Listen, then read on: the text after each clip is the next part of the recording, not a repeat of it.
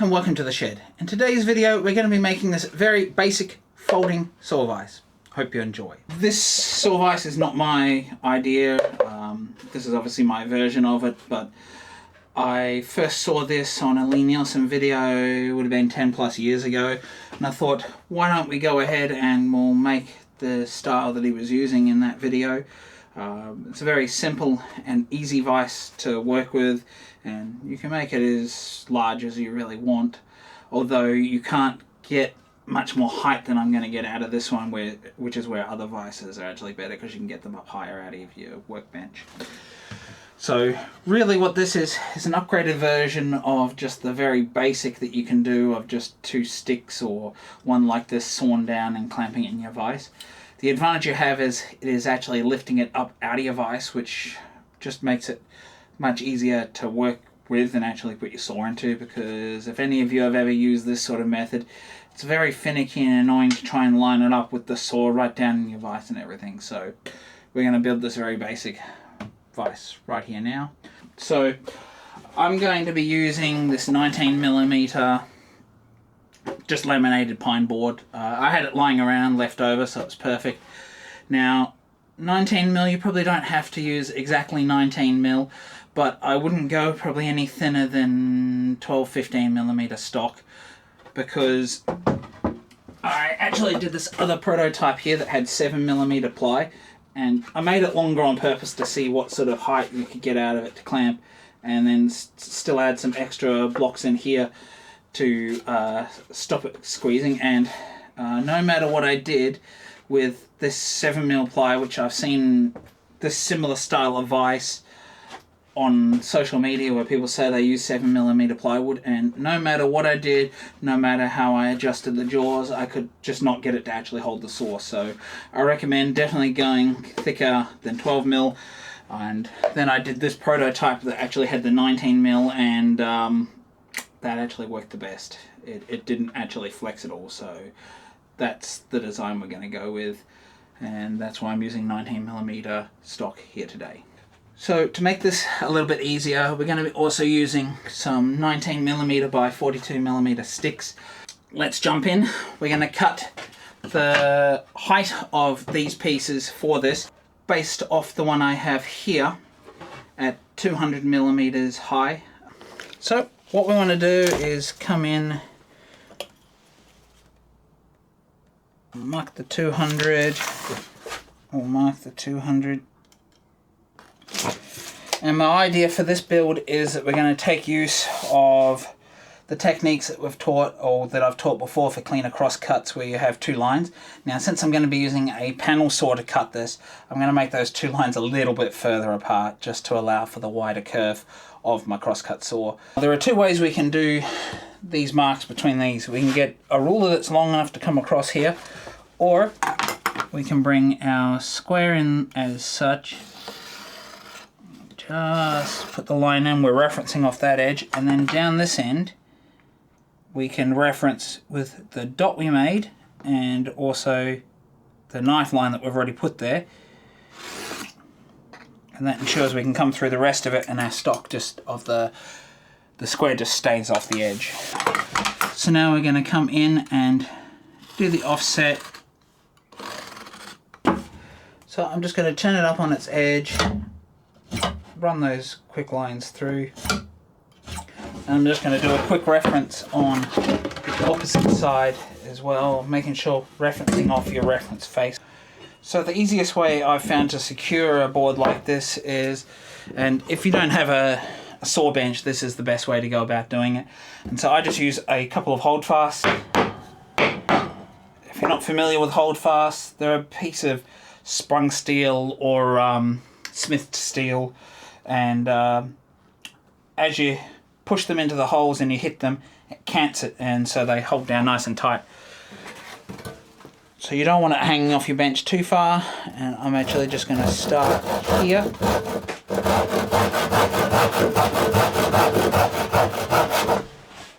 Referencing in the middle of those lines that we've done here. And you want to be using a crosscut. This is the Spear & Jackson one that we sharpened just recently.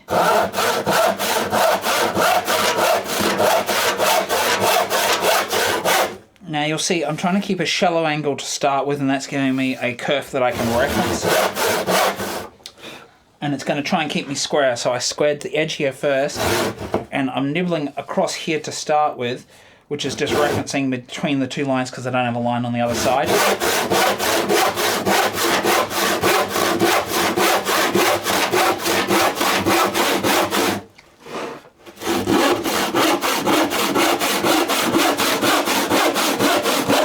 And now I can actually lift the angle a little bit more, and I'm already referenced from here.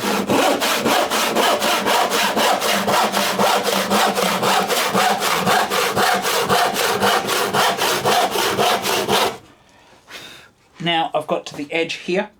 What you want to do is bring this down shallower again and just do little tiny movements. What that's going to do is cut through it without smashing the fibers out. And we can take it off nice and gently. So we want to go to the shooting board. That's going to be the easiest way to ensure this is square and flat. You can obviously freehand it if you want, but we're doing cross grain. If you've got a shooting board, might as well take advantage of it. This is the edge that I want to be using, so I'm going to turn it over this way. Ignore this other line on the back here.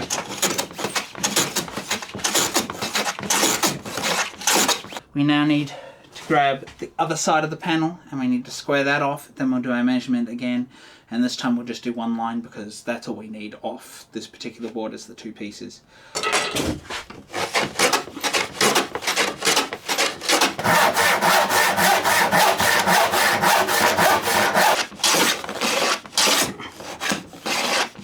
So now that we've cut both of these, we now want to make sure that they actually sit flush. So I'm sitting this in here, this is the edge I'm using, and I can see just here, it's going to be difficult to show you, but it's a little bit raised just here. Now, for the purpose of what we're doing here, that doesn't really matter, but I wanted to show you how we can just level them out. So you keep them even. I'm going to rest them on the bars in this vise, and then clamp it up.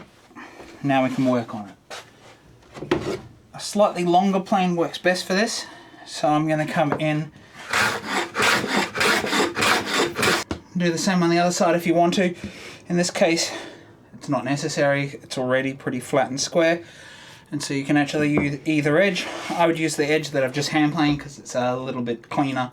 So our next step is to actually cut some thin sticks from that 42mm piece that I have right here. I had to go ahead and cut these two bits off so I can actually film this easier for you because this was 2.4 meters long, and yeah, I had to angle it across and it becomes difficult to film. So I've already cut these off. These are actually just going to be the lower spacer jaws. So at 405 mils, which is the width of the board, we're going to cut another two off this stick in the exact same process that we just used doing the panel. So sit back and I'll get back to you once we've cut these out, and then I'll show you what we're going to get up to.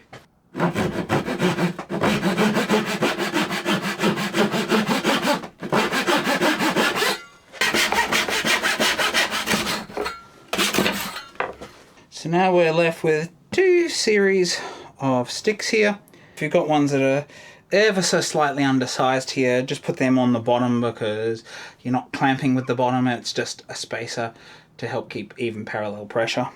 What we need to do if we're doing this for a back saw, and generally for a larger back saw you wouldn't have to worry, but we can see that if you want to bring a tenon saw like this in, I've got this gap here which has to be no more than about 10 mil. So you can see here, if you do have any problems with the handle getting away, you can actually just curve that out a little bit more in the future.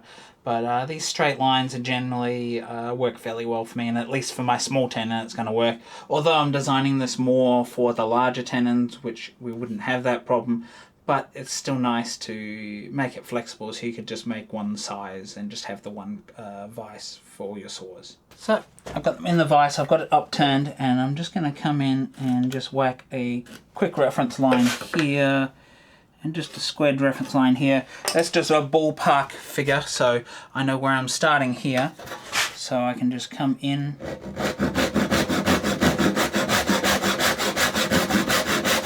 nibble across, and then I'm going to use that line on that side as a ballpark to get my angle right. Now, of course, if you were doing this, you would have the line on your side. And I recommend using a back saw to at least start this, because you're just going to keep it straighter and flatter.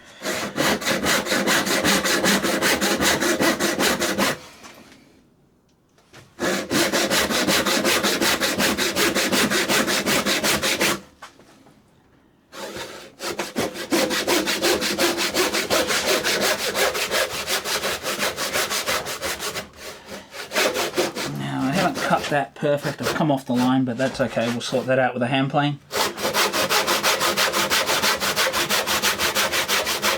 So just angle your saw around and you can get a much larger cut than what you can reach.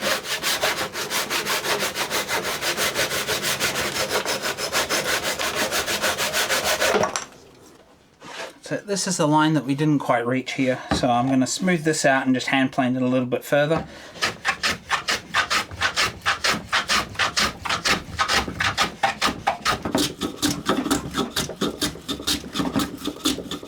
So now that we've done that, you want to double check that you're going to get clearance here, and once you're able to get your saw in there, that's all that counts if you want to do it for a smaller saw. So now we're going to jump down here and we're going to actually attach these to our side pieces and bring the whole thing together. I like to line my pieces up side by side, and then I know that that's how they're going to go. So if you wanted to dry fit it, you know, it's going to come in like this. So then the easiest way to transfer those where you want them, flip it over like a book, and now we know exactly where they need to be attached on both of them. So when it comes to attaching these, I'm actually just going to use this bare double-sided tape.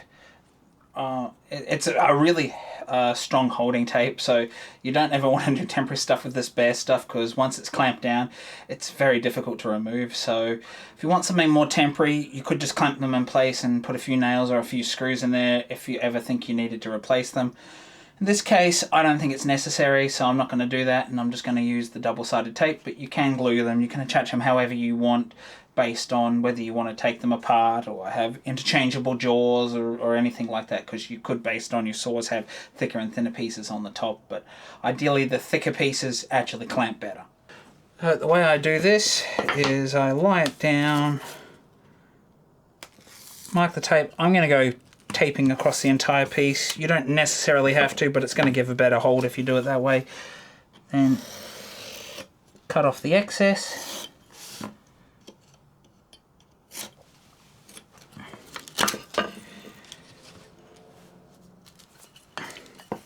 And that one's going to lie down here.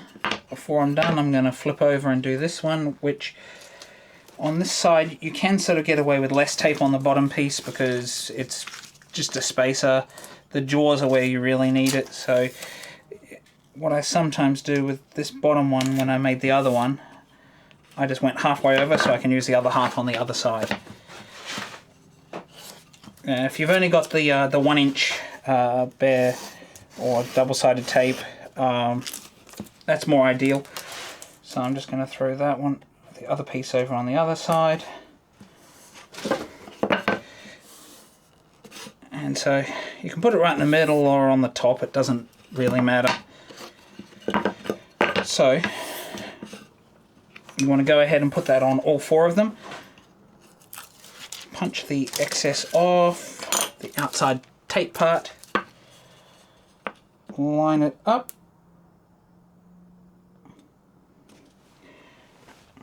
give it a good press, and when we put this in the vise it'll really clamp down, so we want to do that on all these pieces now.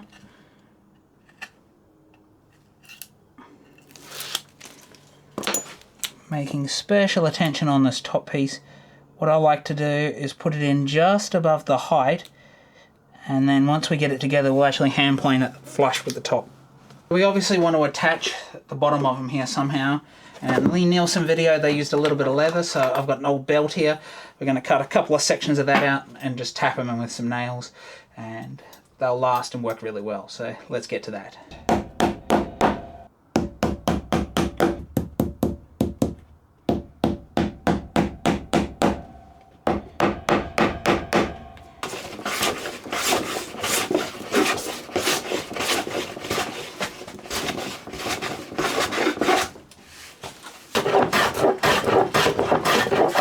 always angle the plane when you do this. Less likely to cause the fibers to split out. And I don't punch right out to this far edge here on purpose, just so I don't damage that very part of the end grain here. So I just come in from this side with my smoother.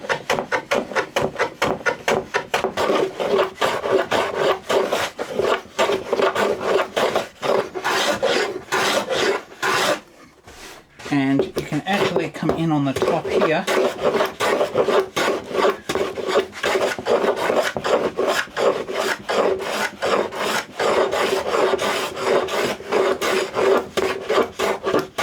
Notice I'm just slightly changing the angle, and I've just added a slight curve to this. Piece of 240 grit sandpaper.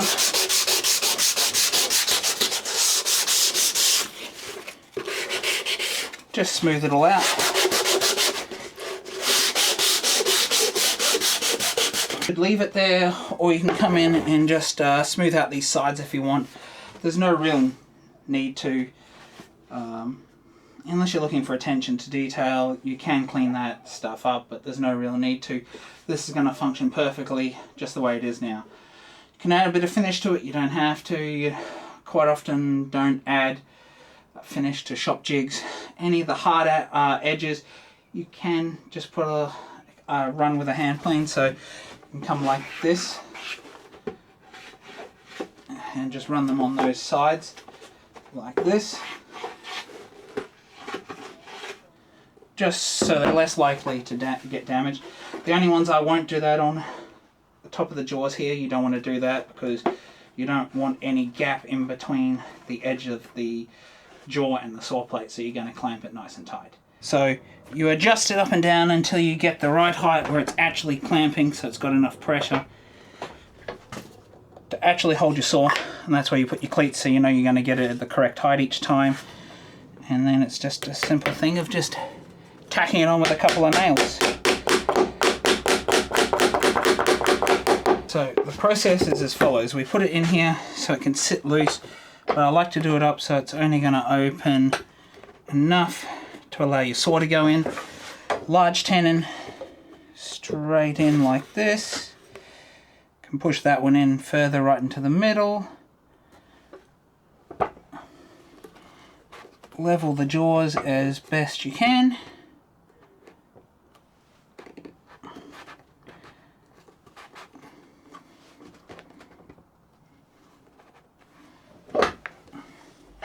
And you can obviously adjust these cleats to get these to sit level every time. And then you come in.